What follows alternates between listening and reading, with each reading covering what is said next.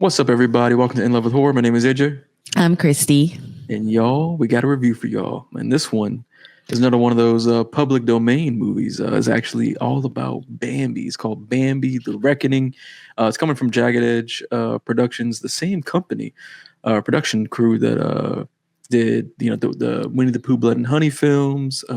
They got the Peter Pan's Neverland Nightmare. They got the Pinocchio film, and of course, they got the Pooniverse Avengers style film coming as well, where you got all the public domain character monsters assembling and Pooniverse monsters assemble. Super fire poster, by the way, if you've never seen it. But Bambi the Reckoning is directed by Dan Allen, and the writer is Reese Warrington. Might be pronouncing that wrong. Sorry about that. But the synopsis for Bambi the Reckoning reads: after a mother and son get in a car wreck, they soon become hunted by Bambi, a mutated, grief-stricken deer on a deadly rampage seeking revenge for the death of his mother. And that element of the story kicks off pretty much instantly. The film opens, you kind of get like some backstory on how Bambi becomes this mutated freaking monster version. And then it rolls right into the mom and son getting this car wreck, and Bambi ain't playing no games, and Bambi's on a rampage the whole movie. Now, do you want me to get? I know I always pass it to you to give your thoughts first, but do you want me to go first? I can go first. Okay, go ahead, babe. All right. Now, what do you think about Bambi the Reckoning? Well, I will say it's not as bad as I thought it was going to be. You could definitely tell that they, made some good attempts at making a good story, though it was very confusing to me.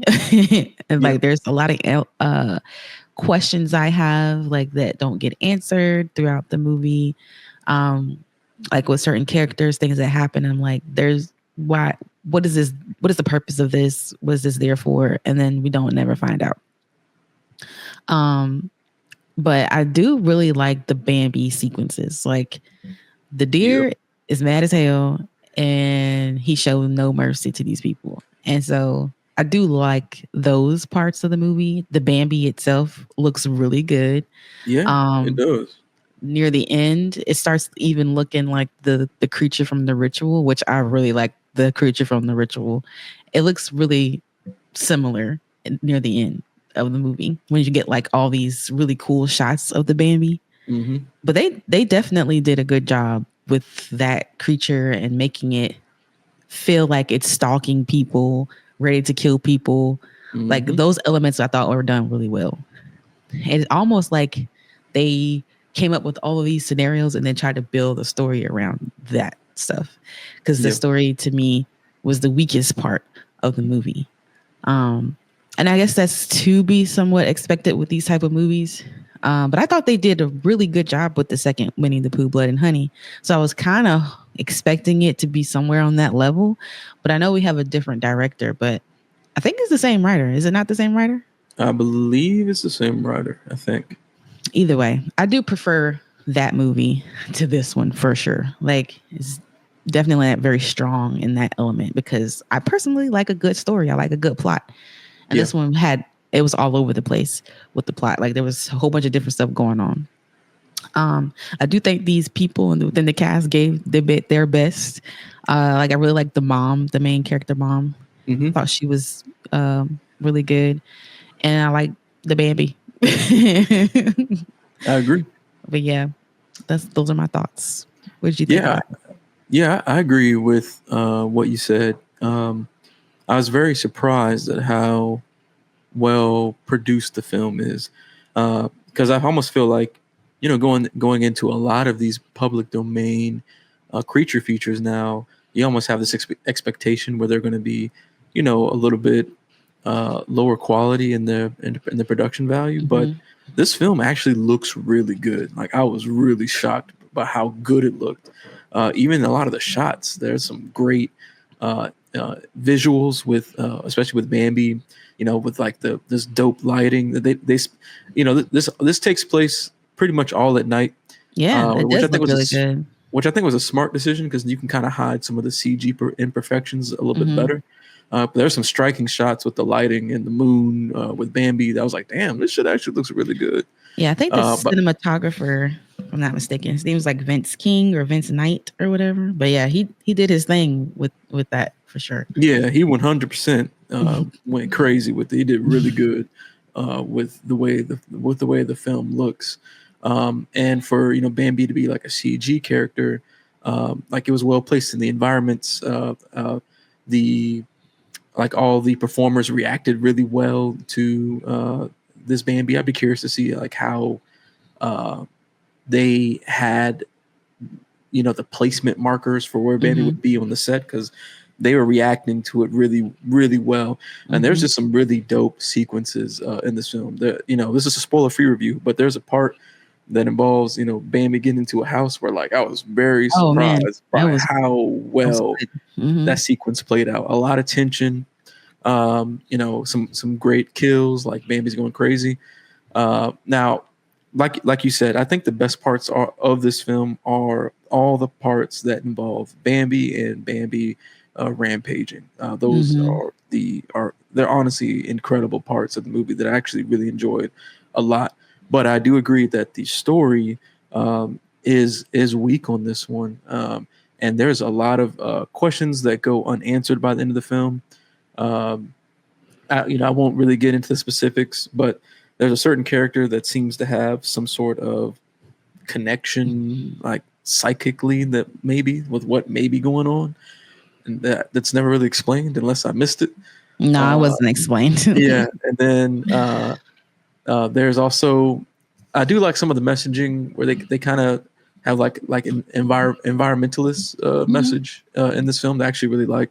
But I do wish that they packaged it differently, like it resolved differently. Because I like the concept of why Bambi is there and Mm-hmm. why Bambi is mad and the antagonists that are involved outside of Bambi. I like how they kind of played into that. I just wish the dynamics of the characters involved went a little bit differently because Mm-hmm. certain actions just didn't make sense Mm-mm. uh, for the reasoning of the characters being in this environment Yeah. where Bambi is in general. Yeah. Uh, trying to dance around spoilers here. Uh, but yeah, so that to me was the weaker part. There's also some kills in this movie that there's like a lot of accidental kills in this movie. And I was just like why? I thought that was I don't know. I just thought it was an odd choice to have that many like yeah. accidental death moments, Yeah. even outside of like the Bambi kills. I Yeah. thought that was an odd choice. That it just kind of threw me off. I was like, oh man, like that's super random. Uh, we should have saved that for Bambi. You know what I'm saying? Yeah. But overall, I think like I do agree that my favorite of the public domain creature features is Blood and Honey 2. Mm-hmm. You and I both like loved that movie. Like the It movie was is super actually good. really good. But I do think that this movie, while it's not on that level, I do think that it's better than a lot of the other Mm-hmm. ones that are currently making the rounds right now.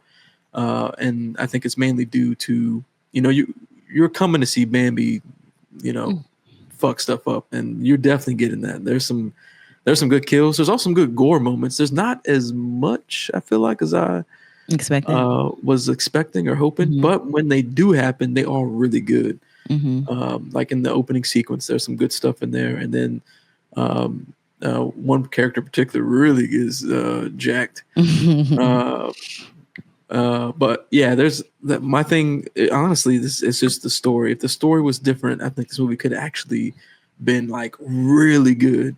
I think the movie right now it's fine, Mm-hmm. but I think it could have been really elevated Yeah. if the story went a little bit differently and they didn't have so many kind of dead ends Mm-hmm. or unanswered questions. I don't know if the plan is to answer these later. I'm not really sure, Mm. but I think it would have been a little bit better had it had done that. But I'm gonna tell you right now, if you're a big fan of public domain stuff and you haven't seen this film yet, you will enjoy this film. Mm-hmm. 100%, you will like this film. And if you like creature features and you just like seeing like the kills and things like that, you will also like this film a lot. But if you're very story based with the horror, you will find the story here to be unfortunately a little bit lacking. Mm-hmm. And just know going into it, like you're here to see Bambi do work. That's what she And did, or he did. and Yes. that's what he did. He put in that work, Mm-hmm. and it was very enjoyable Mm-hmm. watching all that stuff play out. But other than that, we want to get into the rating. What would you rate this, baby? I would rate it 2.5 out of 5. Yeah, I think that's about where I was going to go because I feel like it's about in the middle. I was going to Mm-hmm. say 2 to 2.5, because the Bambi stuff is so good that it helps uh, balance out the lacking story. Mm-hmm. Uh, Definitely, if they could figure out a way to, if they ever do like another like Bambi type movie, just tighten up the story. Just keep Mm-hmm. however they did the effects in this one. Keep that same team. Yeah. Just tighten up the story, and I think you will have magic with this one. So I agree. I'm going around like a 2 and 2.5 area. Probably, I think I would err on the side of the 2 out of 5, but Mm-hmm. I can get the argument for the 2.5 as well. Well, I will say, like, I feel like because I know these people are from like the UK or something. I do want to point out that we had a black sister in this movie, and her hair was True. laid. And there's no excuse for these people out here in these that make American movies to have our sisters out here with these badass wigs that they be having us in these movies. Okay, That's true. because sis had her lace was laid and it was sleek even when she was dying. That shit was Yeah. still laid. It was, yeah, I will say, and she was running around doing everything. Like Yeah, and she that still junk looked good. still, yeah, that junk still works. So yeah, shout out to the team for actually, Yes, doing that, having a diverse cast and all that stuff. That's exactly. actually super dope to Hmm. see. But a shout out to the sequences, man. Some great chase and tension Oh sequences. yeah, They killed it with that stuff. I'm telling y'all will enjoy those Bambi sequences a lot, and I do think that they make the film worth watching. yeah. Uh, but yeah, I'm looking forward to more of the Jagged Edge Productions' other films that they got coming, especially this whole Puniverse and Blood and Honey 3 and all that stuff.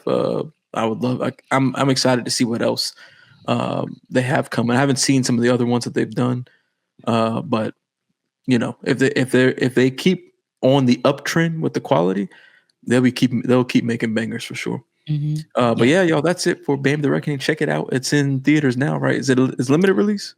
yeah. It's limited. Yeah, it is Yeah, limited. But I imagine it won't be long before y'all are able to stream it. yeah. If you Mhm. have it, show support to the indie filmmakers. Please do. Go Hmm. check out the film in theaters and show support. Because I do think you'll have a good time with it if this is your type of film. But if you can't do it, then check it out when it does come to streaming, whenever they drop the date for that. But yeah, that is Bambi the Reckoning. That's our spoiler-free review. Thanks so much for checking out this review. Make sure you check out the rest of our channel for our other reviews. We got the I Know What You Did Last Summer review that we just did.